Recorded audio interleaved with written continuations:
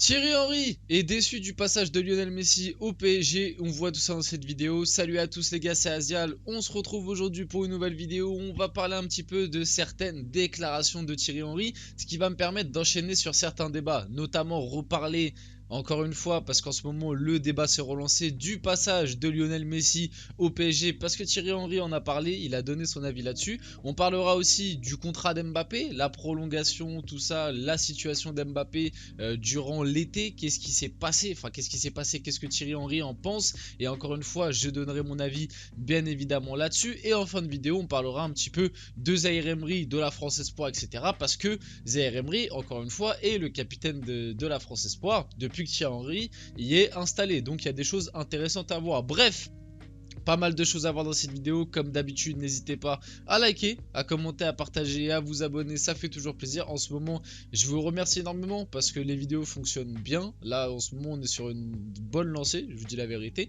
et il y a de plus en plus d'abonnés et tout. Encore une fois je le dis quand même, 60% des gens qui regardent mes vidéos ne sont pas abonnés, donc si c'est ton cas, bah voilà, n'hésite pas à t'abonner, mais en tout cas je vous remercie parce qu'en ce moment tout se passe très bien, donc voilà, on continue petit à petit, ça fait plaisir. Bon, passons un petit peu au vif du sujet de la vidéo. Qu'est-ce qui s'est passé? Thierry Henry, déçu de Messi au PSG, on lui a posé la question, il est revenu dessus dans Rotten sans flamme, donc ça date un petit peu. J'avais pris les informations et tout. J'ai décidé d'en parler aujourd'hui parce que c'est vrai qu'en ce moment, à l'approche du Ballon d'Or, etc., on reparle souvent de Messi au PSG. Le débat s'est réouvert, donc je trouvais ça intéressant d'en reparler dès maintenant. Parce que vous voyez, ces derniers temps, on fait pas mal de vidéos autour de Messi. Donc le débat, même via vos commentaires, je les lis tous, même si des fois je réponds pas à tout le monde. J'essaye un maximum de répondre, mais en tout cas, je vous lis tous. Je vois les arguments de chacun. Donc c'est pour ça que je trouve intéressant à chaque fois de rebondir via du coup ce genre d'infos, d'actu. On parlera aussi juste après d'Mbappé. Bref, pas pour l'instant. Commençons sur Messi parce qu'il y a déjà pas mal de choses à dire. Donc, déçu de Messi au PSG, pour Thierry Henry, c'est non. Je sais que vous allez rigoler encore une fois, mais comment tu joues avec les trois, Messi, Neymar et Mbappé en même temps? Quand il jouait avec l'équipe d'Argentine, une structure où il n'y a pas trois Messi, mais juste lui, ça le met dans une ossature où c'est le seul patron. Alors, ça déjà ça a été l'argument de plusieurs personnes. C'est vrai que je rejoins un peu Thierry Henry là-dessus, c'est-à-dire sur le passage de la MCM du coup, non, c'était quoi, la MNM, voilà, la MNM, sur le passage de la MNM au PSG, le trio sur le papier faisait rêver, et tu peux te dire que ça pouvait, si l'histoire aurait été un petit peu plus belle, ça pouvait avoir une certaine cohérence.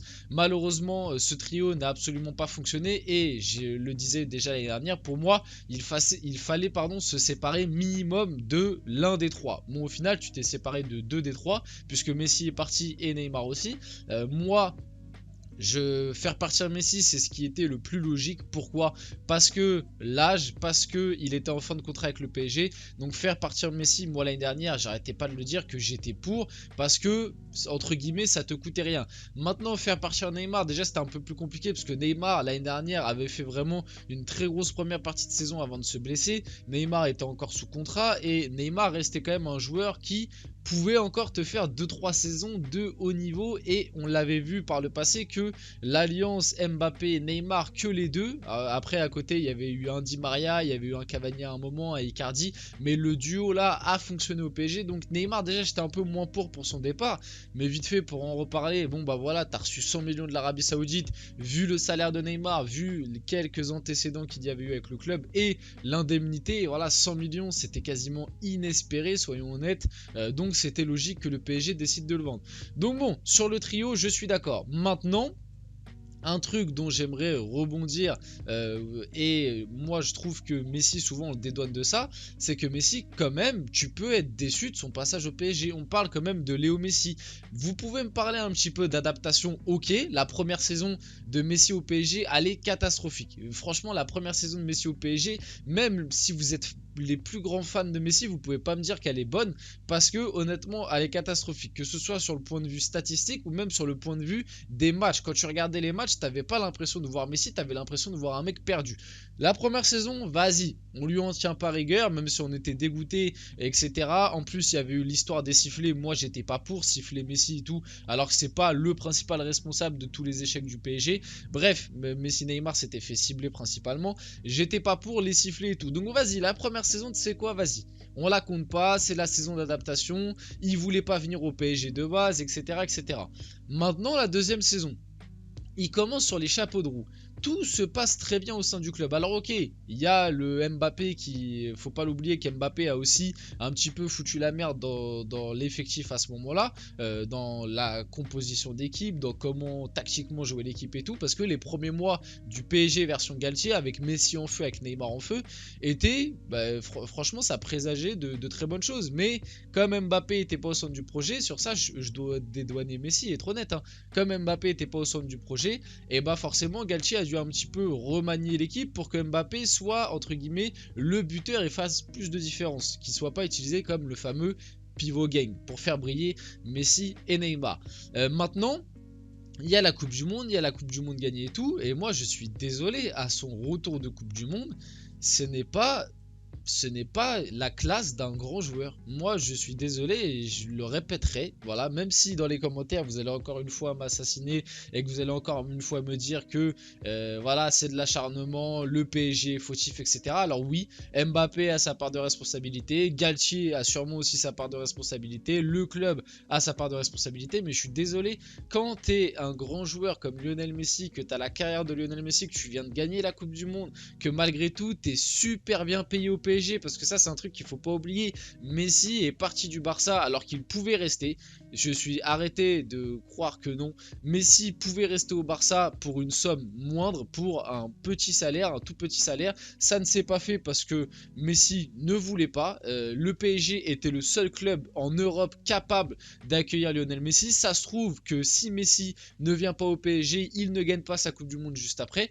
Moi je suis désolé, Messi a montré très peu de reconnaissance malgré tout envers le PSG, même si le PSG a fauté à des moments, que voilà, Mbappé, Galtier, tout ce que vous voulez, les autres autour, l'équipe était pas bonne, oui, l'effectif était un petit peu faible, tout ça, je suis d'accord, mais malgré tout, Messi a montré une attitude déplorable, a eu des actions déplorables pour le grand joueur qu'il est. Moi, je suis désolé, ça a essayé d'être caché, mais c'est quand même ressorti. Entre le départ en Arabie Saoudite où il n'a pas prévenu le club, et qui du coup il a loupé un entraînement, entre la fois où il a quitté l'entraînement parce qu'il s'est embrouillé avec Christophe Galtier, que ça on a essayé d'étouffer l'affaire mais c'est quand même ressorti. Voilà, tout ce genre d'attitude, ces déclarations depuis qu'il a quitté le club et tout, je suis désolé, Messi, son passage au PSG c'est raté, moi je suis déçu. Alors Thierry Henry ne l'est pas, moi je suis très déçu parce que ça reste le meilleur joueur que ce sport ait connu, et quand tu regardes ces 2 ans avec le maillot du PSG, t'as vraiment juste l'impression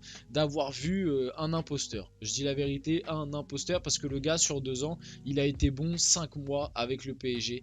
Donc déçu. Voilà, je voulais réagir encore là-dessus. Je vais sûrement, malgré tout, moi j'adore, mais le pire c'est que j'aime trop Messi. Moi, carrément, je trouve que l'histoire aurait été plus belle si il était resté au Barça toute sa carrière. Je suis ravi qu'il ait sa Coupe du Monde. En plus, il va sûrement, enfin c'est quasi sûr, j'en ai fait une vidéo, qui va avoir le 8e ballon d'or. Donc en soi c'est parfait, mais voilà, je devais réagir un peu là-dessus. Mbappé, pareil, il y a encore des choses à dire, je vais essayer de faire un peu plus court. Thierry Henry sur le non-départ de Kylian Mbappé cet été. Il avait prolongé de 2 ans alors qu'il devait partir, vous voulez quoi? Il n'a rien fait de mal, est-ce qu'il a le droit de respecter son contrat? Oui. Alors déjà, réagir là-dessus, c'est que déjà de base il avait prolongé pour 3 ans. Alors je sais pas si c'est lui, si c'est le club, etc. Parce que ça c'est pareil, il y a des trucs qui sont ressortis comme quoi Mbappé était peut-être pas forcément pour le maillot 2025. Bon bref, tout ça étant dit que quand ils ont posé, quand ça a été annoncé, c'était 2025, donc 3 ans. Ensuite c'est Mbappé qui a décidé de ne pas activer cette option. Donc c'est Mbappé qui a décidé de réduire son contrat et donc de prendre le risque de partir libre, et il a bien conscience de ce que ça pourrait procurer pour le club. Enfin bref, de toute façon ce débat là j'en ai déjà parlé vraiment énormément de fois. Mbappé pour moi fallait le vendre cet été, voire même fallait le vendre en 2021, soyons honnêtes. Bon, après voilà, sportivement c'est un joueur exceptionnel. À l'heure actuelle c'est le meilleur joueur du PSG, rien à dire là-dessus. Mais honnêtement il t'apporte énormément de positifs, mais en contrepartie il t'apporte tellement de trucs négatifs que voilà, c'est un éternel débat qui recommence. Partira, partira pas, prolongera, prolongera pas. Il y a 2 jours, enfin non, il y a 3 jours maintenant, il y a des infos qui étaient sorties comme quoi le Real avait abandonné la piste Mbappé. Il y a 2 jours, ça parlait d'une prolongation au PSG, quelques infos. Et puis là, hier, ça te parle que finalement le Real est revenu à la charge. Enfin bref, c'est un éternel recommencement. Voilà, lui, Thierry Henry, il estime qu'il a le droit, qu'il fait rien de mal. Moi, je suis désolé. Malgré tout, ça a un côté malsain de jouer autant avec les deux clubs. Alors oui, le PSG a dû mal faire des choses dans la gestion d'Mbappé. Comme d'habitude, le PSG a fauté et faute souvent. Mais malgré tout, Mbappé, voilà, je trouve qu'il se fout quand même pas mal de la gueule du club et même du Real Madrid. Soyons honnêtes, même si sportivement, il répond quand même toujours présent. Voilà un petit peu mon avis là-dessus. Mais oui, en soi, il a le droit de respecter son contrat. C'est juste que, vu la valeur qu'il a, l'âge qu'il a et ce qu'il représente médiatiquement, je trouve ça un petit peu malhonnête. En tout cas, passons un petit peu à Zaïre Emery, un petit peu plus de positif. Warren Zaïre Emery, capitaine, je sais ce qu'il a dans la tête, je sais ce qu'il a dans les pieds. Je voulais savoir ce qu'il a dans le ventre. Il a montré qu'il pouvait être capitaine. Pour l'instant, c'est lui le capitaine. C'est vrai que Zaïre Emery, depuis que Thierry Henry est le sélectionneur de la France Espoir, enchaîne les prestations avec le Capitana, où en plus il est très bon, comme avec le PSG depuis le début de saison. C'est vrai que Thierry Henry avec les Espoirs et Luis Enrique en club, ça peut bien aider quand même pour l'évolution de Zaïre Emery. D'ailleurs, le PSG sur le point de boucler une prolongation de contrat, ça va être bientôt fait. On voit, Zaïre Emery va bientôt prolonger son contrat avec le PSG. J'ai aussi vu d'ailleurs qu'il y a eu une revalorisation il n'y a pas longtemps sur Transfermarkt, et c'est devenu le joueur né en 2006, donc de la génération 2006, c'est devenu le joueur avec la plus grosse valeur marchande. Donc ce qui montre que le gars commence à se faire de plus en plus voir un petit peu à l'international. Et même d'ailleurs Didier Deschamps en a parlé, peut-être, et moi, petit prono, hein, je vois bien Zaïre Emery venir taper une place dans le groupe de l'équipe de France A pour l'Euro 2024. Je sais pas pourquoi je le sens. Faire ma carrière entière au PSG, bah oui, pourquoi pas. En plus, Titi parisien, il aime le club et lui, de son côté, il veut faire sa carrière du côté du PSG. Donc, on est ravis. Voilà, on arrive sur la fin de la vidéo. J'espère qu'elle vous a plu. Si c'est le cas, n'hésitez pas à liker, commenter, partager et vous abonner. C'était Asial et on se retrouve très rapidement pour une prochaine vidéo.